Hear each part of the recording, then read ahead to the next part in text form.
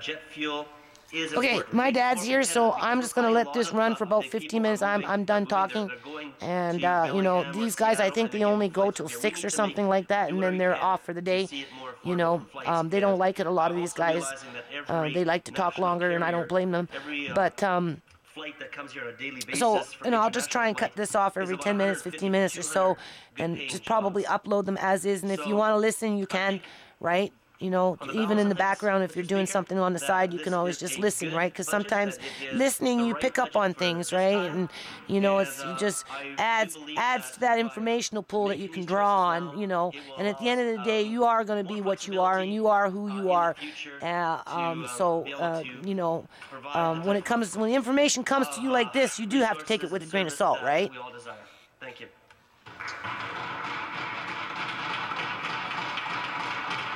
Okay, so I'm going to go talk to my dad, so I'm going to leave this running. I'll come back and flip it on and off for a bit until right up in the end. I'll take the few days to upload it. I think it's important. And peace out to members and friends. Today, to take my place in the debate on Budget 2012, Honorable Speaker. And I've had a chance for the last few days, last week and today as well, to listen to speakers on both sides of the House, put up their case why they're supporting or not supporting the budget, Honorable Speaker. But a chance to listen to some of the Liberal speakers as well, in here as well as on the television monitors. I was punching away my speech for today, Honorable Speaker.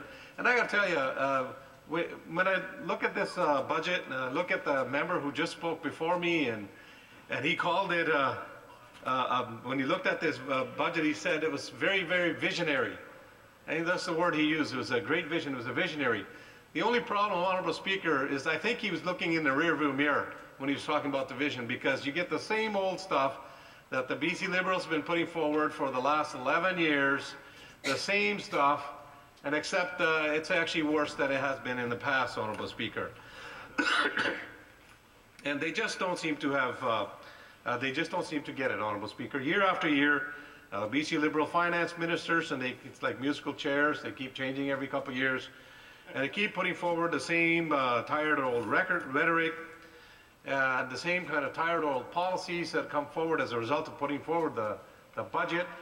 And it's the same old stuff, Honorable Speaker. And it's just the BC, it demonstrates one thing. When you start getting the same old stuff, nothing except a rear view mission, as the Honorable Speaker before me has spoken, then you know that a particular government's been in office for too long, and that they're actually the same old tired ideology that they keep putting forward year after year. Excuse me, Honourable Speaker.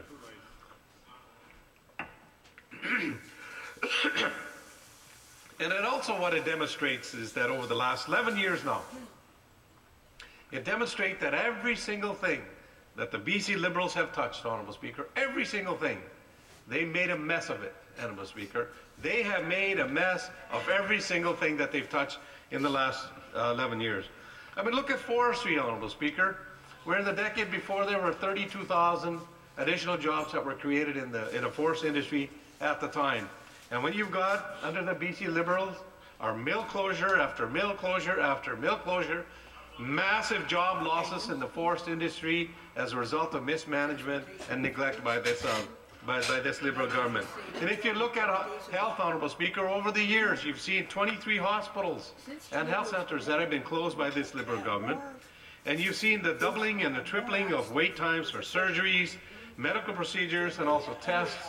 Honourable Speaker, ER closures all throughout rural British Columbia. It doesn't matter what community you go to, Lytton or Princeton in my community, or Ashcroft, and even Merritt, Honourable Speaker, you see closures of ERs.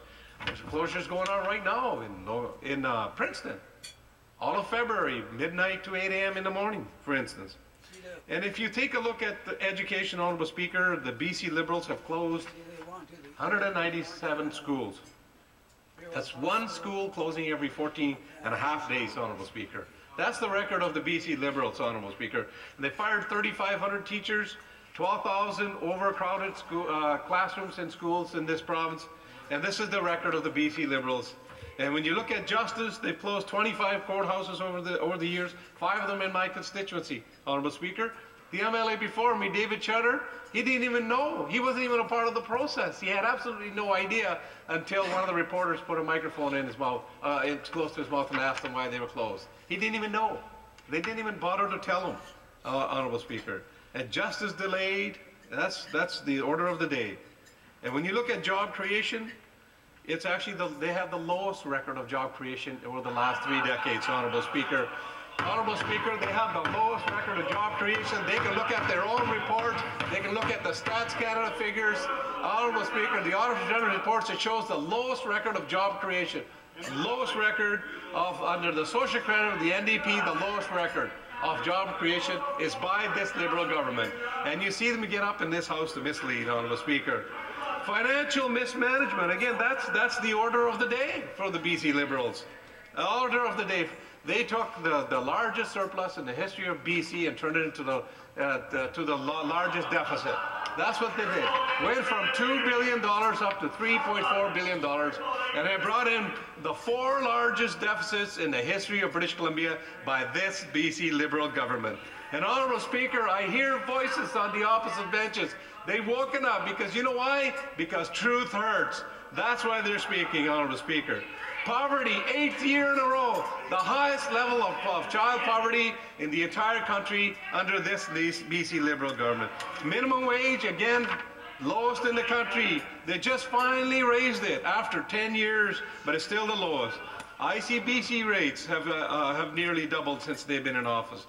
And we know under the BC Liberals, their record, well, BC Rail, you know, you talk about BC Hydro, the list just goes on. And what this budget demonstrates, once again, Honorable Speaker, is that this Liberal government is out of ideas. And nothing makes sense, Honorable Speaker. And nothing makes sense. There's no original idea. It's like lights are on, but nobody's home. You know, and other folks in the media have described the BC Liberals in the last couple of years now. They use words such as, the tank is empty, Honorable Speaker. The tank's empty. There's no fuel in the tank. They run out of gas. Those are the kind of things that they say. Or cupboards are empty when it comes to the BC Liberals, Honorable Speaker. You know, all of this, I know it translates, there's only one saying in the language, my mother tongue in Punjabi, and I'm going to translate that for you in English as well, just to stay within the parliamentary rules. And what they're saying in the Punjabi, in the South Asian community is, the BC Liberal de dane vik gaye. Honorable Speaker, what that means? BC Liberal de dane vik gaye. You know what that means, Honorable Speaker? That means they have sold out all of their seeds. You know what seeds are important for? So you can replant the seeds so that next year we have a crop, and then your children and your grandchildren will have a crop after that for forever and ever, Honorable Speaker. You save a bunch of your seeds so you can replant them. But in this case, they've either eaten it all or given it away to their friends. BC Liberal de dane vik gaye. That's what's happened. They've sold their last bit of seeds, Honorable Speaker, have nothing to plant anymore. That's what's happening. And it's because this budget continues to reward friends. And I'll tell you how they're going to do that, Honorable Speaker. But I'll tell you one thing, this budget is not, that's right too. This is a great observation. My colleague from Surrey, Fleetwood has just added something else as well, Honorable Speaker. Not only has the BC Liberal de dane vik gaye, which means have they sold their seeds, they're beginning to sell the land that you plant the seeds on as well. Honorable Speaker, Jameen Bitcher Lapet, that's what that means. They're selling the land that they plant the seeds on, Honorable Speaker. But this budget, you know, it's interesting as to see what's not included in it, what it's not about. It's not about poverty reduction, Honorable Speaker. And I said, 8th year in a row, BC has the highest levels of poverty of any province. So they got no plan. There's no plan. We're the only province basically without a plan. And it's not about ending Aboriginal poverty either, Honorable Speaker. Or about demonstrating a respect and dignity of our First Nations neighbors. Good luck to that. I mean, what do you do if you're in the First Nations in BC? And it's haunting, but I see a sad image of, there's that painting of an Aboriginal warrior on a horseback at the end of the land at the Pacific, just looking out into the sea. There's nowhere to go, nowhere else to go, Honorable Speaker. And I just see that with this government. There's no plan to end homelessness in this province either. It's not also, there's no plan in there about actually ending wait lists for surgeries in our hospitals that are overcrowded. It's not about ending school closures or reducing class sizes. It's not about this budget the BC Liberals have put forward. It's not about reducing your taxes. If you're a middle class earner, either, Honourable Speaker, you know, people in BC pay the highest taxes, income or otherwise, in all of Canada right now. You know, on all of Canada, and I'll get to that in a minute. So this is just a further continuation of the BC Liberals' anti-family, anti-middle class agenda. And you know, Honourable Speaker, it's as if Gordon Campbell wrote the budget himself. That's what this is about. You know, the Premier comes in and says he's got a new vision, going to do a new way of doing things. But the present Premier doesn't care, Honourable Speaker. It's demonstrated. She was a huge supporter and a cheerleader of Gordon Campbell when he was Premier. And as Education Minister, this Premier herself was responsible for the closure of 135 schools in this province, Honourable Speaker. 135 schools. And when this Premier was the Minister of Children and Families, she actually administered the largest cuts for the Ministry of Children and Family, 42%, and actually put children at risk.